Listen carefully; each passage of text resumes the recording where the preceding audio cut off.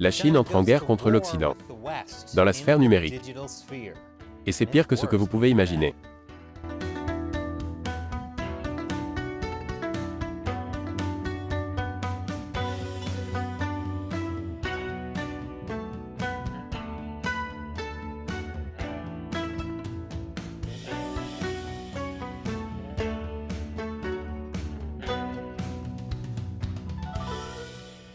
Bienvenue à Chine non censurée, je suis Chris Chappell. Une histoire amusante. Je ne sais pas si vous vous en souvenez, mais il y a eu une pandémie causée par un virus d'origine mystérieuse. Quoi qu'il en soit, des pirates informatiques chinois ont volé au moins 20 millions de dollars de prestations américaines de Covid. Ces prestations étaient bien sûr payées par les contribuables, et la Chine a donc volé votre argent. Plus directement que ce qu'elle fait habituellement, en vous incitant à acheter un produit minable qui ne ressemble pas à la publicité et qui tombe immédiatement en panne. Ces pirates étaient un groupe appelé APT41. Ils figurent sur la liste des personnes recherchées par le FBI depuis 2019. Mais ce n'est qu'un exemple du récent déluge de cyberattaques chinoises contre l'Occident. Il s'agit d'une cyberguerre, et pas celle qui consiste à faire jouer des enfants de 11 ans en ligne sur Fortnite. C'est bien pire, mais avec un peu moins d'insultes raciales hurlées dans un micro. Bien qu'il s'agisse d'une nouvelle tactique, le Parti communiste chinois utilise une vieille stratégie qu'il appelle la « guerre du peuple ». À l'origine, Mao Tse-tung a utilisé ce concept pour créer des milices locales, qui ne faisaient pas officiellement partie de l'armée populaire de libération du Parti communiste. Cette idée est entrée dans l'ère numérique. La majeure partie de la cyberguerre chinoise est menée par des civils, des personnes qui n'ont pas de place officielle au sein de l'APL, mais qui exécutent les ordres du Parti communiste. Cela permet au gouvernement chinois de maintenir un niveau de dénégation plausible. Malgré tout, la Chine est responsable des 2/3 des cyberattaques parrainées par l'État. À ce stade, toutes les grandes entreprises américaines ont été piratées. Même Burger King. Probablement parce que les communistes chinois ont entendu « Faites ce que vous voulez » et ont crié « Non, faites ce que nous voulons ». Le groupe que j'ai mentionné plus tôt, APT41, est lui-même responsable de milliers de milliards de dollars de vols de propriété intellectuelle, au détriment d'environ 30 entreprises multinationales. Permettez-moi de le répéter, des milliers de milliards. C'est comme le PIB de certains pays. Ce n'est donc pas un mystère que l'économie américaine va si mal. Bien sûr, si vous voulez survivre à une récession, ne cherchez pas plus loin que le nouveau jeu Zelda, Tears of the Kingdom. Sur mon autre chaîne, Joueurs Invaincus, j'ai consacré un épisode entier à la façon dont ce jeu traite de la survie en période de récession économique. Le lien se trouve ci-dessous. Ce qui est étrange dans tout ce piratage, c'est que les États-Unis sont généralement classés au premier rang en termes de cyberespace et de capacités cyberoffensives. Pourtant, selon Christopher Wray, directeur du FBI, les pirates chinois sont au moins 50 fois plus nombreux que le personnel cybernétique du FBI. La différence est que les États-Unis n'utilisent pas leurs capacités cybernétiques pour voler la propriété intellectuelle d'autres pays. Les pirates chinois, eux, n'ont aucun scrupule à voler. Selon ce rapport de la Société de cybersécurité mondiale, les cibles d'espionnage d'APT41 se sont généralement alignées sur les plans quinquennaux de développement économique de la Chine. Mais la Chine compte de nombreux groupes de ce type. Par exemple, Light Basin, qui se spécialise dans l'attaque des entreprises de télécommunications mondiales. C'est pourquoi j'envoie toujours mes messages par signaux de fumée. C'est un nuage qu'ils ne peuvent pas pirater. Mais il pleut parfois. Et mes amis de Los Angeles ne peuvent jamais les lire. Parfois, la Chine envoie un message par le biais d'un piratage ciblé.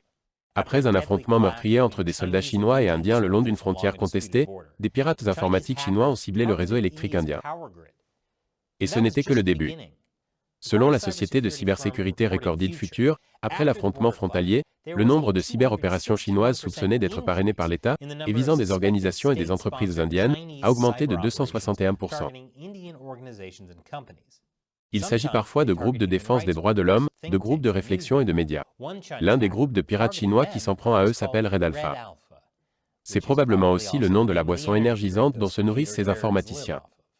Dans ce rapport, Recorded Future a observé que Red Alpha enregistrait et instrumentalisait des centaines de domaines usurpant l'identité d'organisations, telles que la Fédération internationale des droits de l'homme, Amnesty International, l'Institut Mercator d'études chinoises, Radio Free Asia, l'Institut américain de Taïwan et d'autres gouvernements, groupes de réflexion et organisations humanitaires dans le monde entier. Les spoofs sont l'une de leurs principales méthodes d'attaque. C'est comme si Weird Al Yankovic était diabolique. Et bien sûr, l'administration Trump a accusé des pirates informatiques liés au gouvernement chinois d'avoir ciblé l'infrastructure électorale américaine. Selon le New York Times, des acteurs malveillants pourraient pirater les machines à voter électroniques et compromettre les résultats des élections en modifiant les décomptes lorsqu'ils sont transmis au bureau des comtés le soir de l'élection ou affichés sur des sites web publics.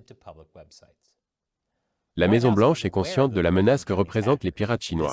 Elle a déclaré « Les États-Unis sont profondément préoccupés par le fait que la République populaire de Chine a encouragé une entreprise de renseignement qui comprend des pirates informatiques sous contrat, qui mène également des cyber-opérations non autorisées dans le monde entier, y compris pour leur propre profit. » Mais il sera difficile de s'attaquer réellement au problème. Car si la Chine est bel et bien engagée dans une guerre, les États-Unis dans leur ensemble n'ont toujours pas réalisé qu'ils étaient en guerre. Et cette émission n'existerait pas sans le soutien de spectateurs comme vous. YouTube démonétise, supprime et désabonne secrètement les utilisateurs de cette chaîne. Rejoignez ce que j'appelle l'armée de 50 cents de Chine non censurée, en contribuant à l'émission sur notre plateforme de médias sociaux exclusive Locals. Vous bénéficierez d'un tas d'avantages intéressants, dont la possibilité de me poser des questions auxquelles je répondrai dans l'émission. La question d'aujourd'hui est posée par TheGman777. J'aimerais faire un test ADN pour savoir de quoi je suis fait, mais je ne veux pas que le PCC mette la main sur mon ADN. Existe-t-il une société ou un test ADN que je puisse faire sans que cela ne se produise? J'ai cru comprendre qu'une grande partie de ces données revient au PCC. Eh bien, TheGman, vous avez raison, une grande partie de ces données revient en Chine. La Chine collecte activement des données ADN dans le monde entier. Un test prénatal très répandu a renvoyé les données ADN de millions de femmes enceintes en Chine. Il s'agit de la collecte d'ADN de personnes au hasard la plus inquiétante, depuis la dernière fois où j'ai vu quelqu'un allumer une lampe noire dans une chambre d'hôtel. Comme l'a dit un expert américain, ils sont en train de développer la plus grande base de données biologiques du monde. Une fois qu'ils ont accès à vos données génétiques, vous ne pouvez plus les modifier, comme un code PIN. Il est à craindre que ce phénomène ne se limite pas aux entreprises qui envoient des données ADN à la Chine. Il est également possible de les pirater. Selon des données fédérales, depuis 2010, les données des patients de 385 millions d'Américains ont été exposées. Nous ne connaissons pas tous les groupes de pirates informatiques responsables, mais il y a fort à parier que la Chine est à l'origine d'au moins une partie de ces actes. Ce à quoi je ne peux que répondre que je ne peux plus rester les bras croisés et laisser l'infiltration communiste, l'endoctrinement communiste, la subversion communiste et la conspiration communiste internationale s'emparer de tous nos précieux fluides corporels et les rendre impurs. Merci pour votre question et votre soutien, TheGman. Et merci d'avoir regardé. Une fois de plus, je suis Chris Chappell, à la prochaine fois.